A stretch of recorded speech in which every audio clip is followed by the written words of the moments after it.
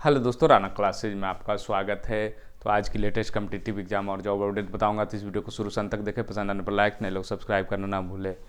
तो BSSC CGL 3 है, उसके बाद बिहार दरोगा का मेन अपडेट और सिपाही की तो नहीं। तो बीएसएससी सीजीएल 3 के बारे में मैं बहुत सारे लोग के लिए 26-27 को होगी नहीं होगी, आप समझ रहे हैं कि नहीं होगी, फिर भी एक ही क्वेश्चन पूछे जा रहे हैं, एक हिंदुस्तान में आया।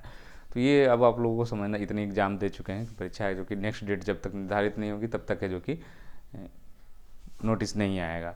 फिर भी आप लोग कहते हैं कि एकदम क्लियरली तो आयोग नोटिस देगा तभी तो क्लियर होगा। जो अपडेट है वो मैं बता रहा हूँ, पहले भी बताया ऐसा। बहुत सारे लोग कर, मैंने कभी चेंज नहीं किया कि 26-27 को, जो सूचना अभी तक कोई कोई आधार नहीं है कि 26-27, लेकिन नोटिफिकेशन का आप इंतजार कर ले, उसके बाद आप कन्फर्म हो लेंगे।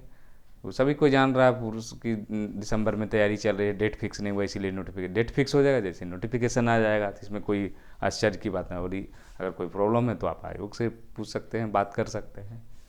उसके बाद ये बहाली है जो कि कल है, जो कि मद्य निषेध सिपाही के 689 पदों के लिए 14 दिसंबर तक है जो कि आवेदन दिया जाएगा। ये कल ही सवेरे से ही चर्चा थी कि बहाली निकलने वाली है, और ये 689 पदों पर है जो कि ये निकली है 14 नवंबर से, जो कि आप कर सकते 14 दिसंबर तक कर सकते हैं। सीएसबीसी के वेबसाइट पर है ये, और इंटर पर है ये 18 से 25 वर्ष की आयु सीमा है। ईबीसी 18 वर्ष से 27 वर्ष है, और 20 और जनरल का 25 है, उसी तरह मैक्सिमम 28 है। और SC/ST का 30। नियुक्ति प्रक्रिया वही है जो बिहार सिपाही का 100 क्वेश्चन रहेंगे। फिर मेधा सूची है जो कि आपको फिजिकल पर बनेगी। फिजिकल क्या है, तो सामान्य पिछड़ा वर्ग के पुरुषों के लिए ऊंचाई न्यूनतम 165 है। ईबीसी के लिए जो कि पुरुषों के लिए न्यूनतम ऊंचाई 160 है। SC/ST के लिए 160 है। महिलाओं के लिए ऊंचाई 155 है।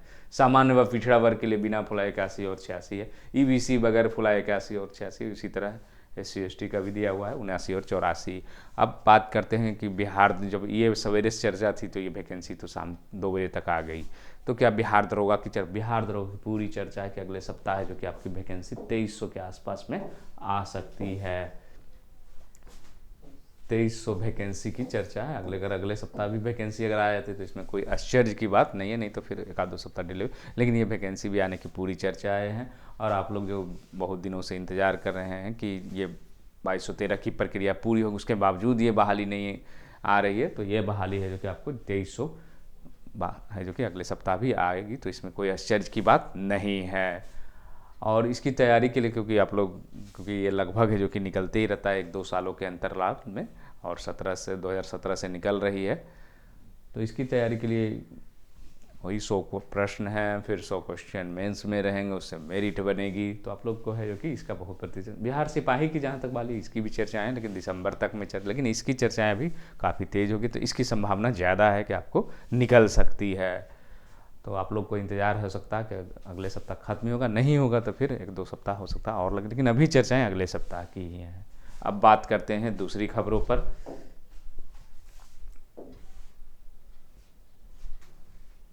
ये आपको प्रवर्तन अवर निरीक्षक का पद पर चयनित अभ्यर्थियों के लिए चिकित्सीय जांच से संबंधित सूचना है। 15/11 और 16/11 को होगा। कहाँ होगा? IGMS पटना में होगा, शेखपुरा पटना है। 52 अभ्यर्थी को 15/11 12 बजे अपराह्न में बुलाया गया। उसी तरह जो कि 16/11 को अपराह्न 12 बजे कुल 52 अभ्यर्थी है जो कि दोनों शिफ्ट में बुलाया गया। अभ्यर्थियों को निर्देश दिया जाता है साक्षात्कार का प्रवेश पत्र, 3 रंगीन फोटोग्राफ एवं पहचान चिन्ह एवं निर्धारित तिथि समय पर उपस्थित होना सुनिश्चित करेंगे। उसके बाद आते हैं दूसरी खबरों पर। क्या है, सभी जिलों में लगेगा 8वीं से लेकर स्नातक। अगर आप किए हैं, अप्रेंटिसशिप चाहते हैं, उसमें कुछ पैसे भी मिलेंगे आपको, फिक्स है। और ये आप 13 जिलों में है जो कि ये अलग अलग ITI में है जो कि लगेगा। और इसमें जो है आपको पंजीयन कहाँ कराना है, www.apprenticeshipindia.gov.in पर है जो कि आप कर सकते हैं। अगर आपका चयन हो जाता है रोज, तो आपको मैट्रिक पास है तो स्टाइपेंड के तौर पर 5,000 से 9,000, आठवीं पास है तो 5,000, मैट्रिक पास है तो 6,000, और ITI पास को 7,000, और स्नातक उत्तीर्ण है तो 9,000 रुपये आपको पढ़ाई के दौरान भी मिलेगा। ITI कैमूर, अरवल, सिवान, दरभंगा, खगड़िया, शेखपुरा, फारबिसगंज, ये 13 जिले हैं। और हर माह के दूसरे सोमवार को है जो कि ये आयोजन 13 जिलों में QR कोड से जो कि आप रजिस्ट्रेशन कर सकते हैं। और बेसिक जॉब प्लेसमेंट ट्रेनिंग 12 दिसंबर को कहाँ मेला लगेगा वो भी डिस्ट्रिक्ट दिया, 9 जनवरी को कहाँ मेला लगेगा ये भी वेबसाइट दिया हुआ है। तो आप अगर पढ़ाई भी कर सकते हैं और इसमें जो कि आपको पैसे भी मिलेंगे। उसके बाद आते हैं दूसरी खबरों में।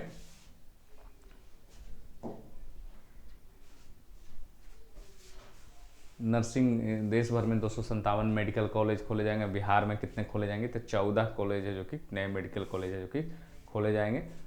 और एक एक नर्सिंग भी है जो कि 100 सरकारी नए मेडिकल कॉलेजों में एक एक नर्सिंग कॉलेज भी खोलने का फैसला लिया है। हर नर्सिंग कॉलेज के लिए 10 करोड़ रुपया दिया जाएगा।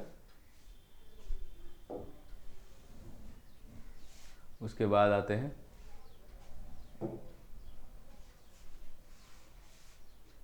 अब 4 वर्षीय स्नातक के बाद पीएचडी में डायरेक्ट है जो कि एडमिशन होगा। और पीएचडी एडमिशन कोर्स में जो एडमिशन है इच्छुक अभ्यर्थियों के लिए बड़ी खबर, अब ग्रेजुएशन के किसी भी स्ट्रीम से पास आउट है तो स्टूडेंट पीएचडी है जो कि कोर्स में डायरेक्ट एडमिशन ले सकते हैं। पीएचडी करने के लिए मास्टर डिग्री यानी पीजी की डिग्री की जरूरत नहीं पड़ेगी। विश्वविद्यालय अनुदान आयोग द्वारा पीएचडी एडमिशन को लेकर संशोधन रेगुलेशन जारी करने के कारण यह संभव हुआ है। और क्या है, नए नियम के अनुसार पीएचडी रिसर्च के इच्छुक अभ्यर्थी ने अगर 4 साल की बैचलर डिग्री की पढ़ाई पूरी की है, साथ ही कम्युलेटेड ग्रेड पॉइंट एवरेज जो है CGPA 7.5 या इससे अधिक है, तो पीएचडी में सीधे जो कि दाखिला मिल जाएगी। पीएचडी एडमिशन में लेने के लिए अभ्यर्थियों को 2 साल स्नातकोत्तर पीजी पढ़ाई करने जो अनिवार्यता थी वो समाप्त कर दिया गया। कामकाजी महिला पुरुष भी है जो कि आप पीएचडी कर सकते हैं। अनिवार्य working professional part time research के लिए कर सकते हैं, लेकिन इसके लिए आपको एनओसी जहाँ से आप नौकरी कर रहे हैं वहाँ से लेना पड़ेगा। नेट वालों को अभी 60% आरक्षण नहीं दिया जाएगा। उसके बाद आते हैं दूसरी खबरों पर।